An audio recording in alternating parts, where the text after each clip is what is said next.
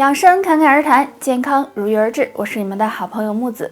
肠道出现问题会导致结肠癌、直肠癌，还可能会导致肝脏功能受损。那肠道出现问题的原因主要是由于饮食习惯，平时吃东西不注意卫生，经常吃一些刺激性食物引发的。那么我们平时饮食吃些什么可以维护肠道的健康呢？第一种，香蕉。香蕉容易产生益生元，益生元呢可以保护肠道里面的益生菌，益生菌呢又可以促进肠道消化，保护肠道健康，避免肠道发生感染。所以我们平常呢可以吃1到2根香蕉，既能补充身体的维生素，又能保护肠道健康。第二种，蜂蜜。蜂蜜有抗菌性，可以治愈肠道里面的小伤口，减少肠道感染的几率。而且呢，经常食用蜂蜜还可以改善皮肤粗糙，保护睡眠健康。平常呢，可以做蜂蜜柠檬片食用，既能消炎抗菌，又能通畅排便。肠道垃圾清除了，肠道才会健康。肠道疾病是日常生活中常见的疾病，但是呢，我们也要关心和养护，不要等到它发展成恶性疾病了，你才后悔。秋分是一年中比较重要的节气之一，那俗话说秋分不养，一年白忙，所以秋分后是养生的好时候。今天给大家推荐常喝一种水，有助身体健康，让你秋冬健康少生病。这种水就是陈皮山楂蜂蜜水。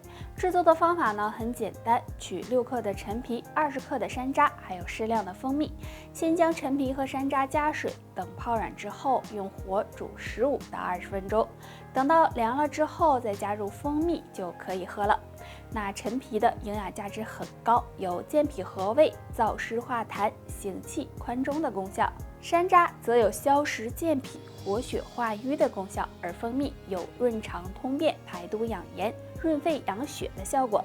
所以秋分以后，将这3种食物制成陈皮山楂蜂蜜水，有很好的滋阴润燥、健脾养胃的作用，对身体健康非常有。秋燥大家都知道，而肠燥也是经常出现的。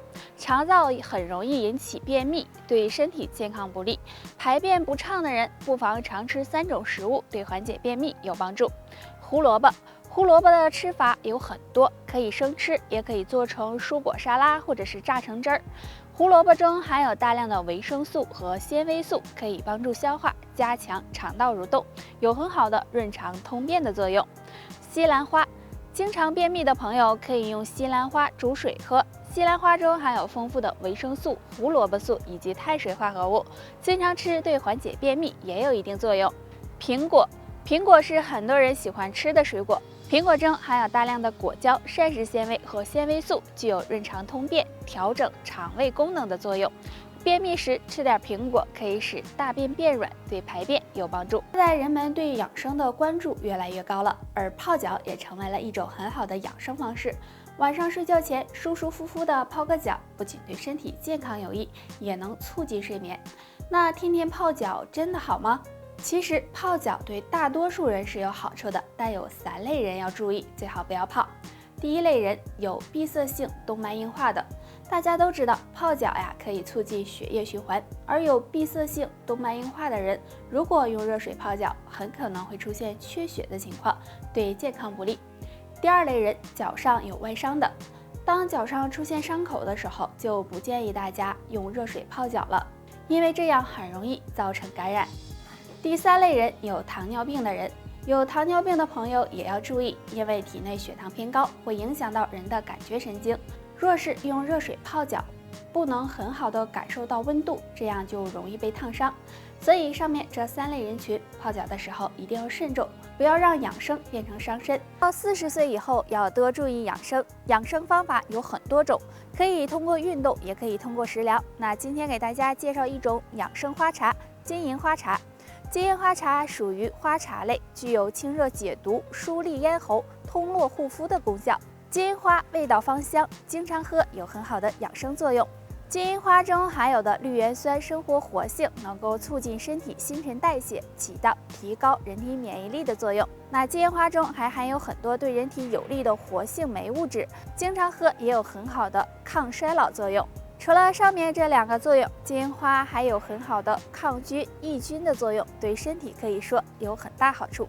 不过金银花茶偏寒，并不适合长期饮用，而且也不适合过量喝，不然容易导致脾胃虚寒，对身体健康不利。正确的喝法应该是每天少喝一些，而且要喝一段时间，停一段时间，这样会比较好。大家有没有发现，有些人到了一定年龄之后，身上会出现小红痣？那这些小红痣是怎么回事呢？一般多少岁会出现呢？下面我们来看一看。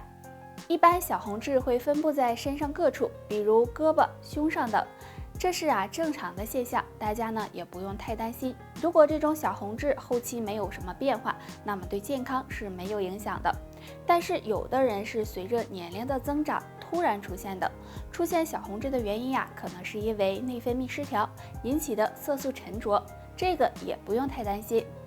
一般小红痣会出现在中老年人身上，特别是40岁以后的人，可能年龄越大，小红痣也会越长越多。不过有些年轻人呢也可能会出现，主要是个人体质的问题，但只要小红痣没有发生变化是不用担心的。如果发生了变化，为了自己的健康，最好去检查一下，自己要多留心一点。到了中年以后，由于不好的生活习惯，会出现血管堵塞的情况，对身体健康不利，而且可能会被哽住。若不想被哽住，记住做好下面4件事：少吃糖分高的食物。人到中年，身体的代谢水平会发生变化，如果经常吃糖分过高的食物，很容易增加血液粘稠度，对心脑血管健康不利，所以要尽量少吃这类食物。少吃腌制类食物，腌制类食物中含有很高的盐分，如果摄入过多，也对血管健康不利，还容易使血压升高，所以中老年朋友也要控制食用。除了少吃上面2种食物，还要戒掉2事：戒掉熬夜。经常熬夜会给血管增加负担，影响血液循环，所以中年以后如果不想被哽住，尽量不要熬夜。戒掉吸烟，烟草中的有害物质会影响血液循环，对血管健康不利，所以想要血管健康，也要改掉吸烟的习惯。到中年以后，长白头发是很正常的一件事，但你会发现，同样年龄的人，有的人一头白发，而有的人却几乎没有，这是怎么回事呢？或许和3个原因有关。第一个，压力太大。现在的人都承受着来自各方的压力，家庭的、工作的、学习的，让人的神经时刻都保持一个紧绷的状态。如果长期不释放压力，就可能会使人长出白头发。建议大家平时多释放压力，保持一个好的心情。第二个，遗传因素。